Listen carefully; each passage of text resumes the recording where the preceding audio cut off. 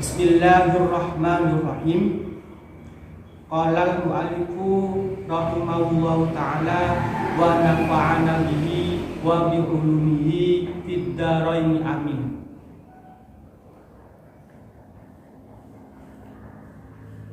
Babus sholati utawi iki iku bab kang tetep ing dalem mertelakaken salat. Hiya utawi kang aran salat syar'an ing dalem syara'i iku aqwalun pira-pira ucapan wa af'alun lan pira-pira penggawean.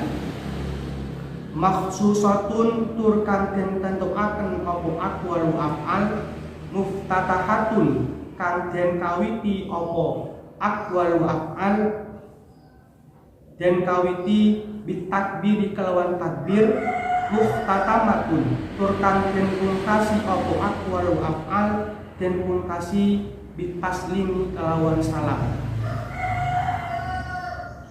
Bab ini menerangkan tentang sholat. Adapun yang dinamakan dengan sholat secara syariat adalah beberapa ucapan, beberapa pekerjaan yang tertentu, diawali dengan takbiratul ihram, diawali dengan takbir dan diakhiri dengan salam.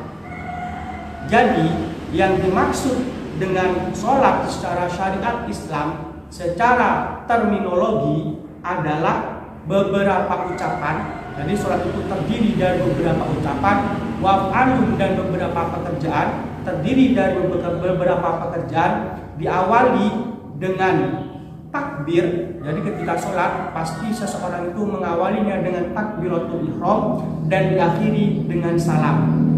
Itu definisi sholat secara syariat Islam. Wasumiyat lan den arani apa aqwal wa af'al den arani bidzalika kalawan mengkunu sholat listimaliha krana mengkuni aqwal wa af'al ala sholati mengku ingatan sholat lugatan ing dalam lugate. Beberapa ucapan dan beberapa pekerjaan yang tertentu tadi dikatakan dengan sholat, dikatakan definisi sholat secara syariat karena masih mengandung definisi sholat secara luas. Jadi antara definisi secara luas dan secara syariat itu masih memiliki keterkaitan, saling terkait. Apa definisi sholat secara luas atau secara bahasa atau istilahnya dikatakan secara etimologi, kita simak bersama. Wahia utawi sholat ing dalam lugate iku ad-du'a doa. Jadi sholat secara etimologi, secara bahasa, secara lugat adalah doa. Jadi dari beberapa ucapan dan pekerjaan tadi, dari ucapan-ucapan itu terdiri dari beberapa doa. Ketika berdiri kita baca surat Al-Fatihah, kemudian membaca doa iftitah, kemudian membaca doa kunut, kemudian membaca tasbih, kemudian membaca Rabbi firli warhamni wajibuni warfa'ni dan sebagainya. Dari takbir sampai salam itu terdiri dari beberapa ucapan, di mana ucapan tersebut tersusun dari beberapa doa. Wal mafrudatu utawi pira-pira salat kang den fardhuaken al ainiyatu kang basa ain apa mafrudah iku khamsun ana 5 fi kulli yaumin tetap ing dalem sapo-sapo dina walailatin lan sawengi. Maklumatan halaten warwi apa wujub salat dan warwi minad dini saking agama bid darurat kelawan pasti. Nah, salat yang tadi itu secara syariatnya definisinya sudah kita sebutkan, sudah dijelaskan secara detail, secara singkat. Dan sholat yang difardukan yang berbangsa ainiyah di sehari semalamnya dalam 24 jamnya itu ada 5 waktu yang sudah dipastikan ada dalam syariat Islam, yang sudah dipastikan ada dalam agama secara pasti. Maksudnya bidorurah di sini adalah sudah disebutkan secara gamblang, secara jelas dalam Al-Quran dan hadis. Jadi kewajiban sholat fardu itu bukanlah fikih, bukan ranah fikih, tapi karena memang sudah jelas secara detail, secara gamblang disebutkan kewajibannya baik dalam Al-Quran dan disebutkan secara rinci mengenai waktu-waktunya dalam hadis. Dengan demikian, karena bukan ranah fikih, fayakuru ngopodhati kafir sopo jahiduha wong kang angas ing sholat. Maka istilah Al-Qur'annya yaitu dikatakan kafirlah orang yang tidak meyakini bahwasanya sholat itu diwajibkan dalam Islam.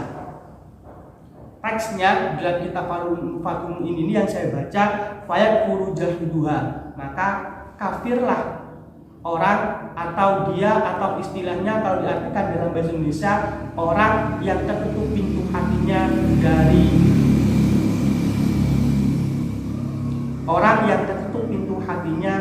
dari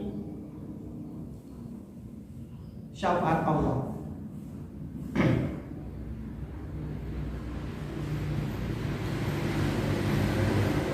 Istilah kafir di sini merupakan fayakuru jahiduha. Kafir itu berarti orang yang tertutup pintu hatinya dari hidayah Allah. Lebih tepatnya seperti itu. Fayakuru itu disebut dengan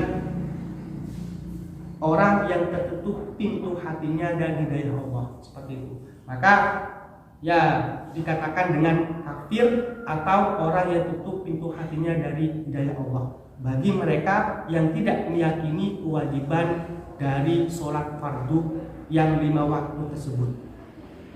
Walam tajitami lan orang dadi kumpul opo hadil khamsu ikilah 5 waktu ora dadi kumpul di ghairi nabina kaduwe sakjane nabi kita nyatane Muhammad bin Nabi Muhammad sallallahu alaihi wasallam.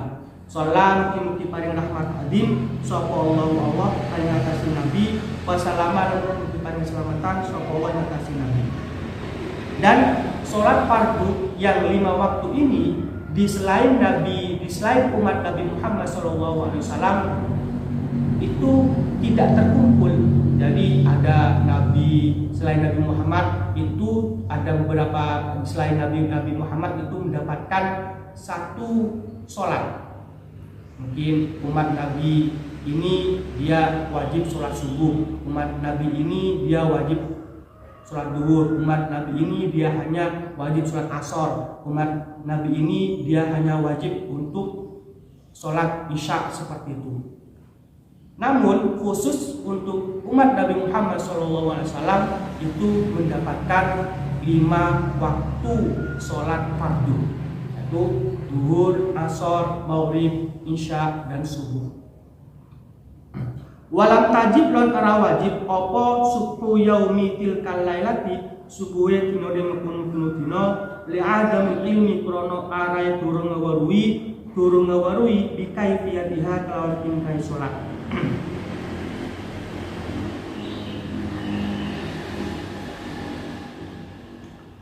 Wa furidot lan den farduaken apa salat lailatul isra'i ing dalam bengine Isra ba'dan nubuwati ing dalam sausé dadi nabi.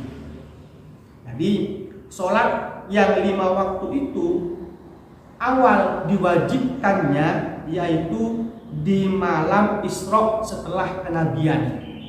Bi asyri sina kelawan 10 tahun wa salasati asyrin lan 3 sasi lailatul sab'in ing dalam wengine tanggal itu wa isrina 20 min Rajab saking sasi Rajab. Yaitu di tahun 10 3 bulan di malam tanggal 27 di bulan Rajab. Walam tajib lan ora wajib apa subuh tilkal lailati dinone mengkono-kono bengi, subuhe dinane mengkono-kono bengi, li'adabil ilmi krana durung ngawaruhi bikaifiyatiha kelawan tingkai salat. Jadi ketika di malam Isra Nabi Muhammad SAW mendapatkan kewajiban untuk sholat 5 waktu, dan begitu juga segenap umat Nabi Muhammad di waktu paginya, di subuhnya pada waktu itu, dari subuh di malam Lailatul Isra itu subuhnya masih belum diwajibkan. Kenapa? Karena masih belum diketahui bagaimana tata cara sholat secara detail. Karena baru ada kewajiban untuk sholat, cuman tata cara secara detail bagaimana terlaksananya sholat itu harus dilakukan dan Muhammad belum tahu, maka pada subuhnya pada waktu itu masih belum diwajibkan untuk melaksanakan sholat.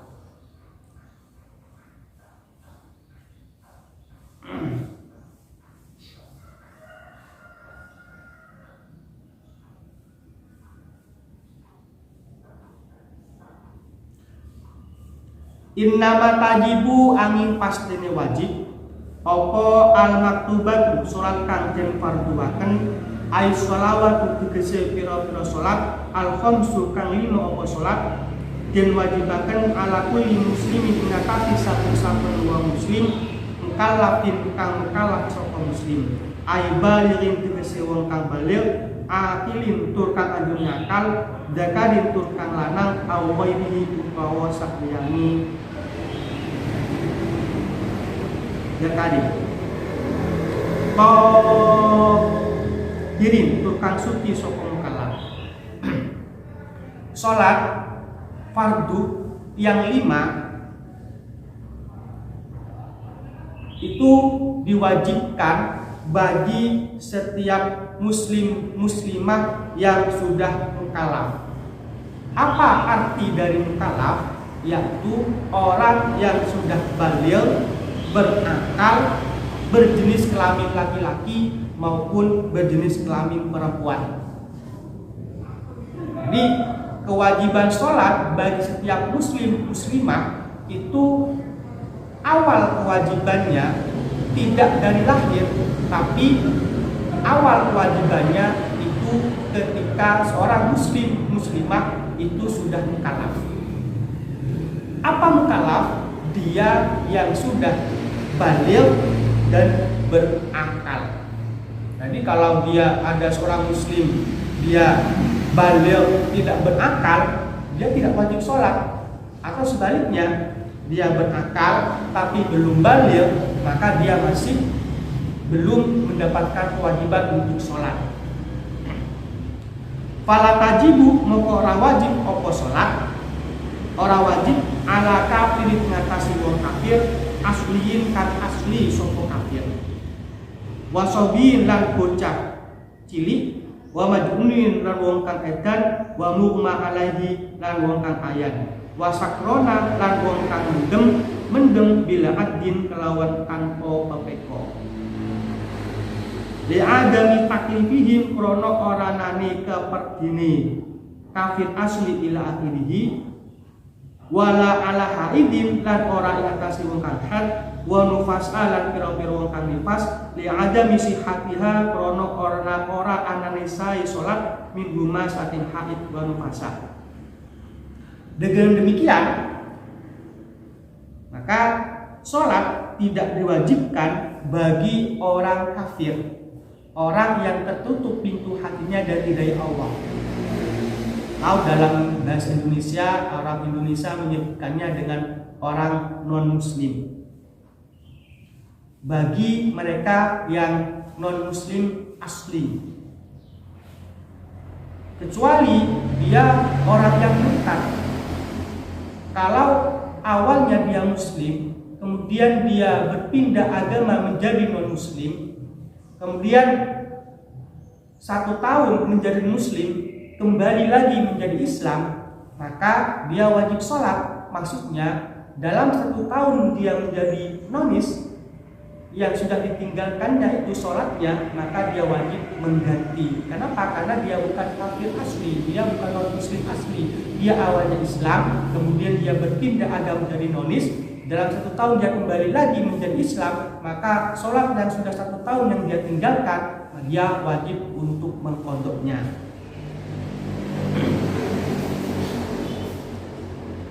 Juga tidak diwajibkan sholat bagi anak kecil. Jadi anak kecil yang belum baligh dia tidak diwajibkan untuk sholat. Cuman kenapa anak itu sejak kecil sudah diajar untuk sholat, supaya ketika dia sudah baligh dia sudah terbiasa melaksanakan sholat, sehingga tidak perlu diajari lagi, tidak perlu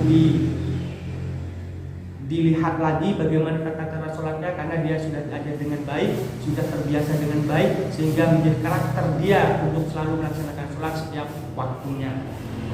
Wa majnun wa kaedan. Nah, ini orang gila, karena orang gila itu dia baligh tapi dia tidak berakal.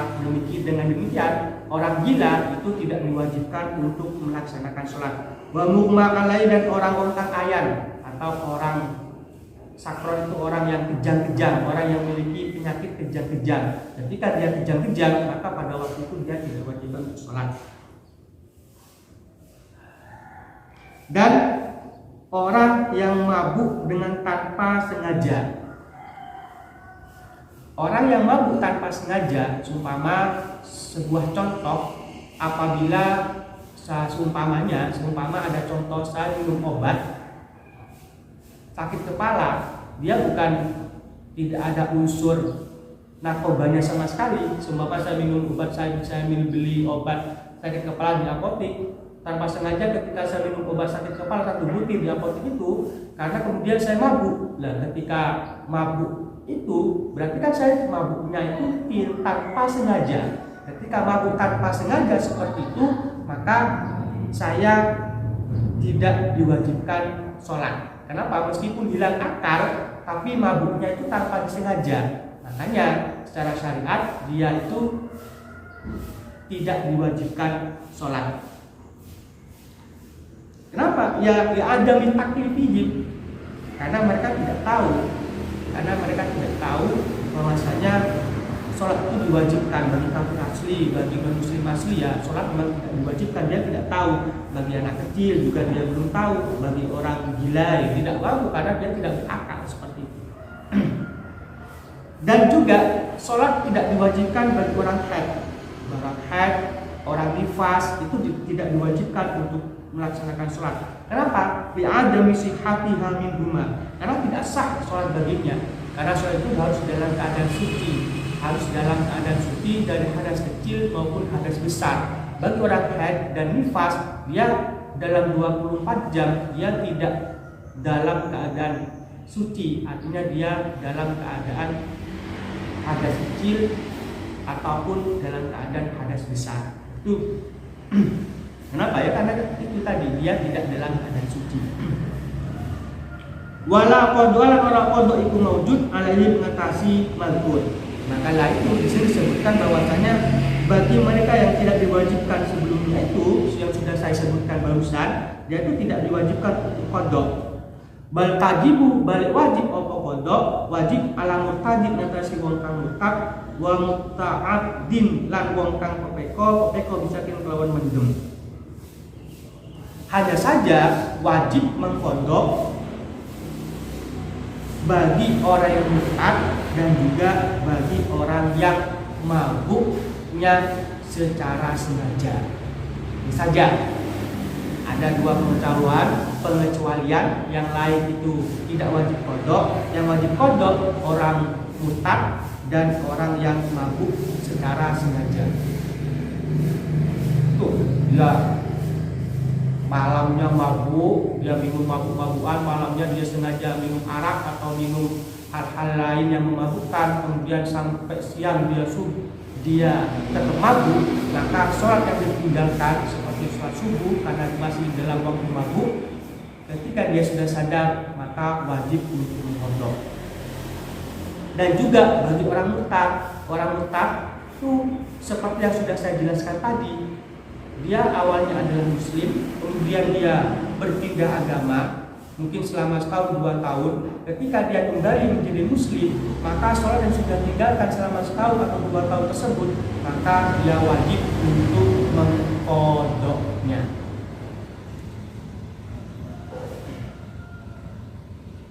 Cukup sekian pembahasan kali ini. Semoga bermanfaat. Semoga kita bisa mengamalkannya dalam kehidupan sehari-hari. Terima kasih. Assalamualaikum warahmatullahi wabarakatuh.